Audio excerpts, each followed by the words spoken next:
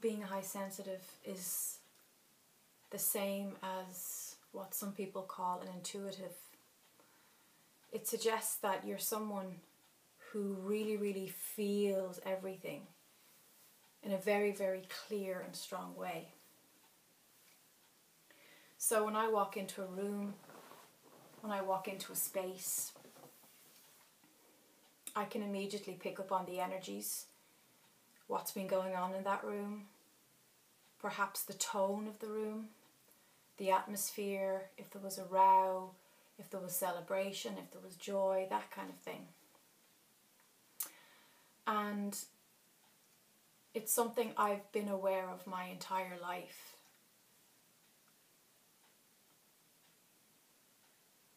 And I feel it wasn't really until possibly the last few years that I really got to grips with being a high sensitive and being quite intuitive and being able to see the beauty of it and how the world needs high sensitives like you and me to create balance and to help other people. I always knew that I had something unusual in my energy, in that even as a kid I could listen to an adult speaking and I would have a very clear download of who they were, what they were about, what struggles they were facing, what challenges. It could often be quite painful because I would feel other people's feelings, especially people who perhaps were going through severe pain with addiction, abuse, and other very adult challenges. And as a kid, I could viscerally feel that in my energy. And that was tough. It wasn't really until my later teens that I began to learn to work with the energy, learn to create not boundaries as such. I don't think it's ever something that you will fully turn off, but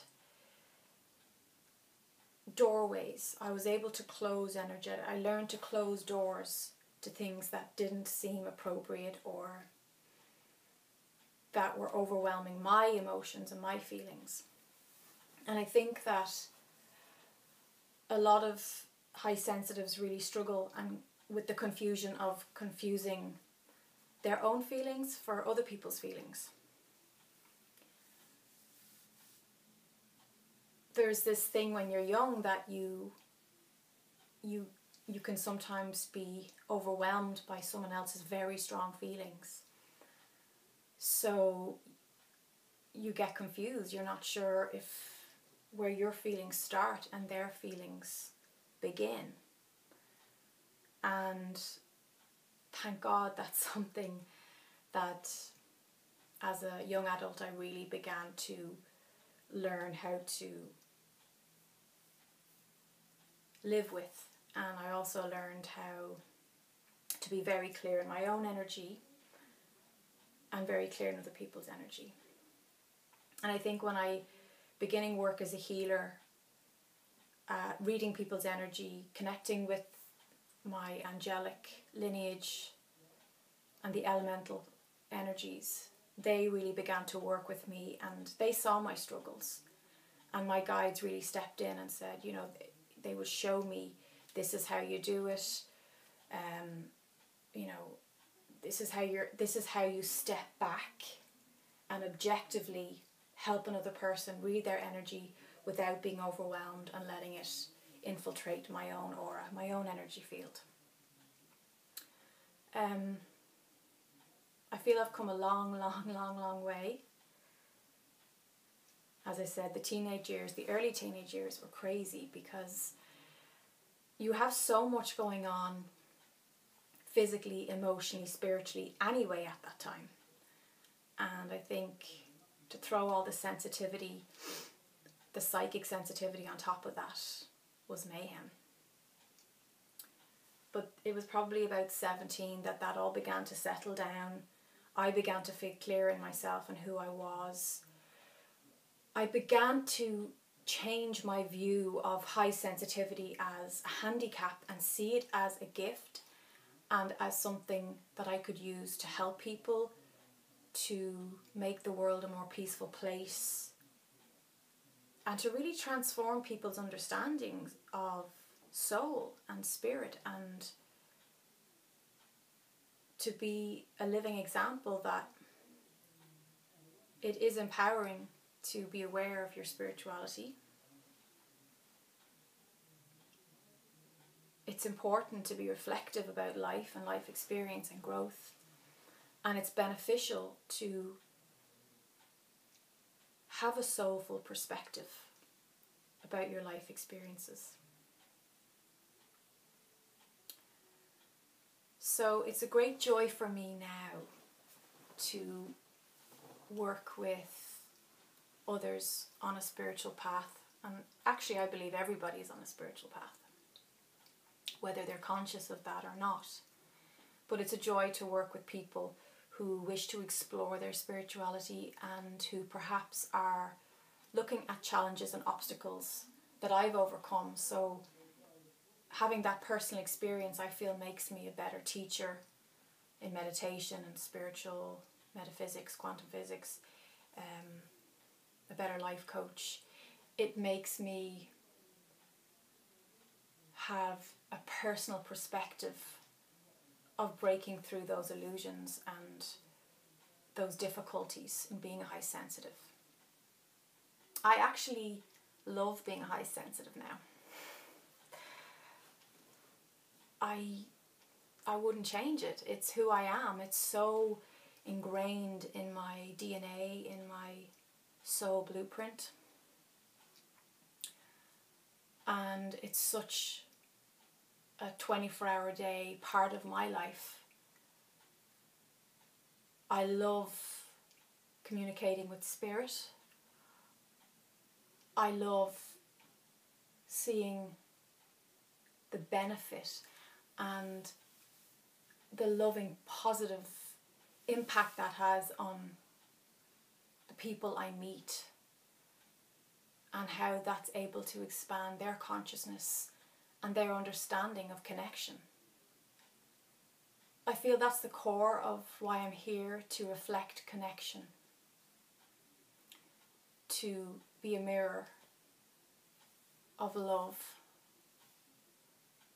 and to hold the light and hold the space for everybody or anybody who I meet and who I work with. You'll know that you're a high sensitive. It's very, very obvious to you because you'll feel everything in a very exaggerated way.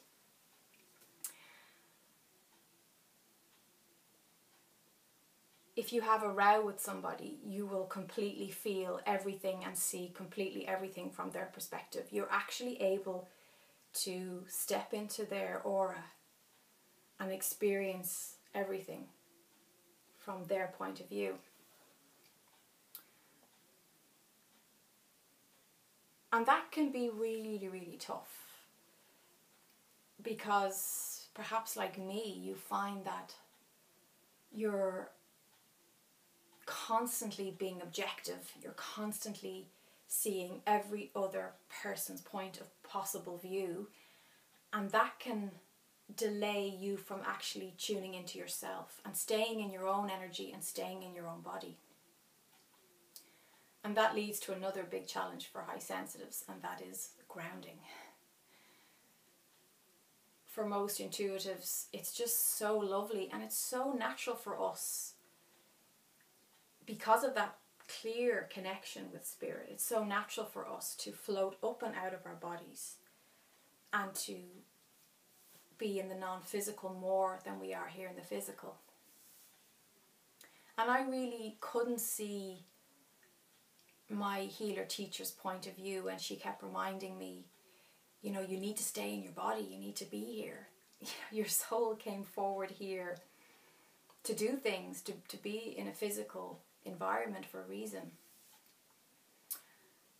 I found being grounded so tough at times. I found it so painful because I was like this wide open, energetic ball of light walking around, just picking up everybody else's debris and carrying it and feeling this sense of obligation to help and save everybody that I met, and attracting a lot of people in my personal life, in my personal relationships, who actually needed a lot of healing and needed a lot of rescuing. And I've actually done a blog on this, high sensitivity and rescuers, on my website, which is www.aoibheandoyle.com. That's AOIBHEANNDOYLE.com. And you can read more about that there and how I learned to really overcome that. But the grounding took me a while to appreciate. And I really do appreciate that now. I feel so much better since I got a grips with grounding and centering and being in my body. And that I learned that the hard way. I really did. And as we know, the hard way is often the way that sticks, right? Yeah, it was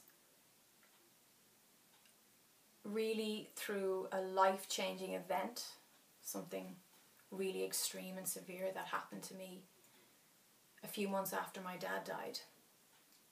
And it really helped me, not at the time because it was quite a painful experience, but through visiting a shaman and through visiting different healers that I work with to try and really work through that experience, I was able to appreciate that life was going to feel better when I was fully back in my body, taking back my power and being fully present. And that has been immense. I also find that as a high sensitive, it's vital that you spend time in nature. I love living by the sea. I love being by the mountains. I love being by the woods.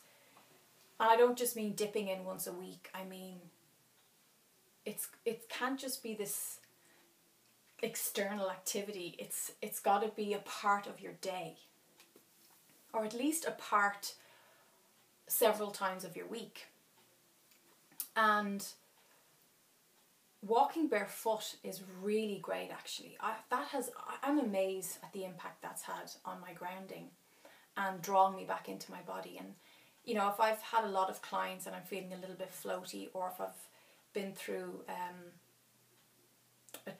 a stressful time, I will go into nature, take off my socks, put my bare feet on the ground, and place the palms of my hands as well. So bending down, feet, soles and palms on the ground, and just connecting with Gaia, with the earth energy, thanking my angels and asking them to clear out any negativity, any toxic energy in the chakras in the palms and also in the soles of the feet, the chakras there as well. And I find that really, really great. So that's the grounding. Also physical exercise. Yeah, that does keep me grounded. Lots of walking, you know, through woods, through forests. I love cliff walking, cliff climbing. Jogging is great. That really pulls me back in. A good run is great for keeping me in my body, keeping me centered. Eating grounding foods as well, like potatoes, you know, plant foods that come from the ground, carrots, turnips, parsnips, you know, stuff that has had a long time absorbing that